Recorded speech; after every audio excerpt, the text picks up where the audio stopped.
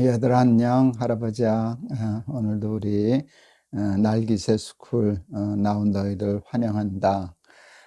오늘은 할아버지가 시편 116편 8절에서 9절에 있는 말씀 읽을 거야. 시편 116편 8절에서 9절. 주께서 내 영혼을 사망에서 내 눈을 눈물에서 내 발을 넘어짐에서 건지셨나이다. 내가 생명이 있는 땅에서 여호와 앞에 행하리로다. 할아버지는 지금 75살이야. 이제 한 달만 더 있으면, 한 달 조금 더 있으면 이제 76살 될 거야. 할아버지가 태어나던 때는 우리나라가 전쟁 중이었거든. 그래서 세계에서 가장 가난할 때 태어났어. 할아버지가 종합검진을 받았을 때 처음 종합검진을 받아봤는데 의사 선생님이 고개를 깨우뚱 그랬어. 왜 그러시냐 그랬더니 목사님은 신장이 2개여야 하는데 하나밖에 없다고. 누구 수술해서 준 적이 있느냐 그래서 그런 적 없다고. 그러더니 자세히 보더니 있기는 있네요. 그러니까 하나는 생기다가 말았대. 그걸 나중에 그 이유를 알게 됐는데 그 이유가 뭔지 아니? 전쟁 때니까 우리 어머니가 나를 임신하고 잘 먹지를 못하셨잖아. 영양 공급이 안 되니까 장기를 다 만들어낼 수가 없었던 거야. 그러니까 신장은 하나만 있어도 되니까 아마 하나만 만들고 이렇게 태어나게 한 모양이야. 그러니까 할아버지가 얼마나 가난한 때 태어났냐, 그지?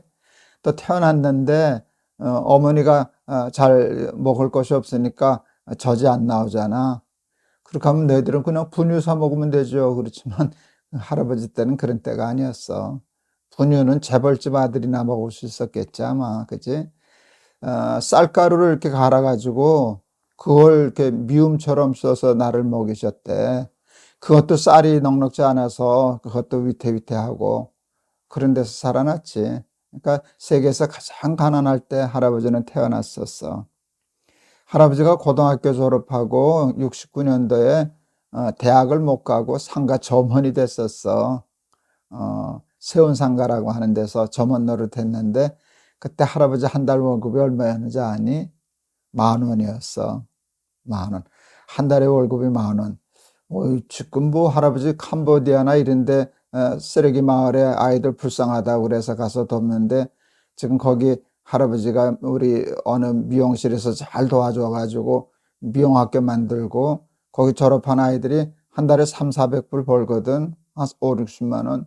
근데 할아버지는 한 달에 월급이 10,000원인 때도 살았단 말이야. 그러니까 지금 뭐 아프리카나 가난한 나라들 그때만큼 우리가 가난한 때 할아버지는 살았어. 전화 있으면 부자라 그랬고 집에 선풍기 하나만 있어도 부자라 그랬고 냉장고, 텔레비전 뭐 이런 거 있으면 다 부자 소리 듣고 대개 텔레비전 동네 한 대나 있었을까? 이제 그런 시대를 할아버지는 살아왔었어. 정말 가난했었지. 전기도 없고 수도도 없고 전화도 없고 너희들은 상상을 못할 거야. 뭐 가난한 건 그래도 뭐 밥만 굶지 않으면 살 수 있으니까 힘들었지만 그닥 어려운 건 아니었는데 많은 사고들이 있었지. 할아버지는 차 사고도 여러 번 당했고 물에 빠져서 죽을 뻔하기도 했었고 할아버지가 태어났을 때는 집에 불이 나가지고 내가 그 불 속에 있었대. 우리 아버지가 그 불 속에 뛰어들어가가지고 나 건져내서 살았지. 그치?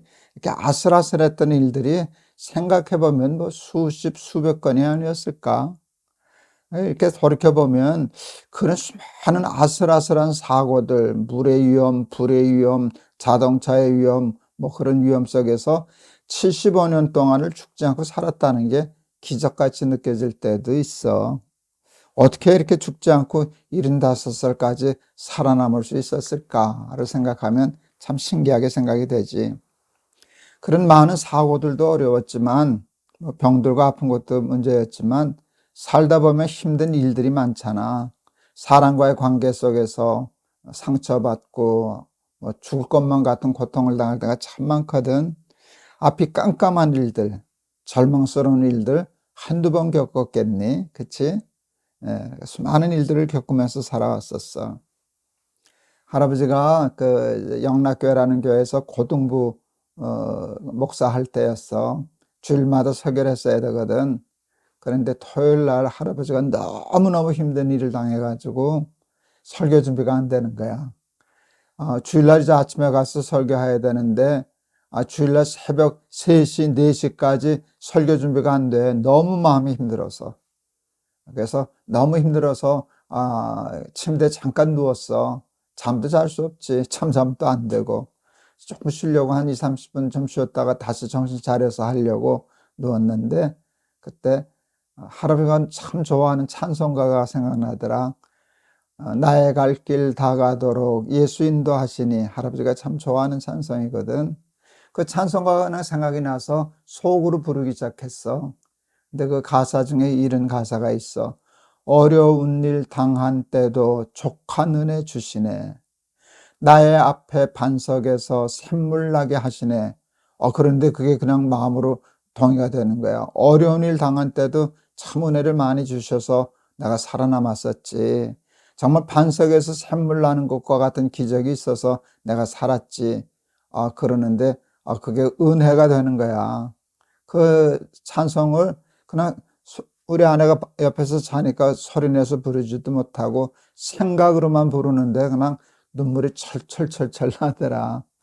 그리고 그 모든 힘든 게 다 씻겨 나가서 그냥 이겨내고 설교 잘했던 기억이 있어. 요즘 우리 교회에서 많이 부르는 찬양이 있는데 너희들 한번 찾아보고 너희들도 아마 들어봤을 거야. 은혜라는 복음성가야. 내가 누려왔던 모든 것들이, 내가 지나왔던 모든 시간이, 내가 걸어왔던 모든 순간이 당연한 것 아니라 은혜였어. 아침 해가 뜨고 저녁의 노을, 봄의 꽃 향기와 가을의 열매, 변하는 계절의 모든 순간이 당연한 것 아니라 은혜였어. 모든 것이 은혜, 은혜, 은혜, 한없는 은혜. 내 삶에 당연한 건 하나도 없었던 것을 모든 것이 은혜, 은혜였어. 참 기가 막힌 찬송이야. 할아버지도 그 찬송 부를 때마다 속으로 아멘, 아멘 하면서 그 찬송 부르지.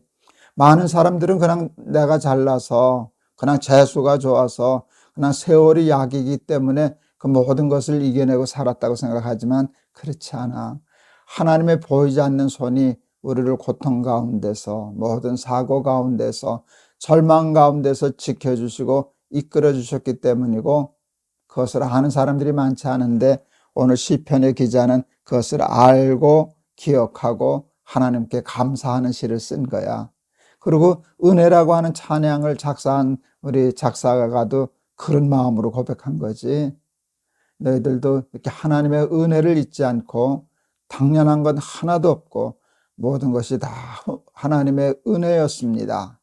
고통 중에, 가난 중에, 절망 중에, 어려움 중에, 낙심한 중에, 모든 위험한 일들 중에서 나를 지키신 하나님의 은혜를 늘 기억하고 그런 찬양하면서 살아갈 수 있는 우리 날개새 스쿨 어린이들 다 되기를 바란다. 알았지? 할아버지가 한번 기도할게. 우리가 살아온 모든 날들이 우연이 아닙니다. 생각해보면 다 하나님의 은혜입니다. 하나님이 우리를 지키시고 하나님이 우리를 보호해 주시고 건져 주시고 이끌어 주셔서 오늘 여기까지 온 것을 알고 감사하며 찬양하는 사람들이 있습니다. 하나님, 우리 날기새 스쿨 어린이들도 그 하나님의 은혜를 알고 찬양할 줄 아는 사람들 되게 해 주세요. 예수 그리스도 이름을 받들어 기도하옵나이다. 아멘. 신앙생활할 때 하나님의 은혜를 아는 사람이 된다는 것처럼 훌륭한 건 없어. 그게 가장 성숙한 사람에게 나타나는 현상이야. 미숙한 사람들은 은혜를 몰라. 다 자기가 잘나서 된 줄 알고 우연히 된 줄을 알고 그러는데 정말 성숙하고 훌륭한 사람만이 은혜를 알지. 우리 날기스 스쿨 어린이들은 은혜를 알고 그 은혜에 감사하면서 찬양하면서 살아가는 그런 사람들 다 되기를 바란다. 알았지? 우리 내일 또 보자. 할아버지가 너희들 많이 사랑해. 안녕.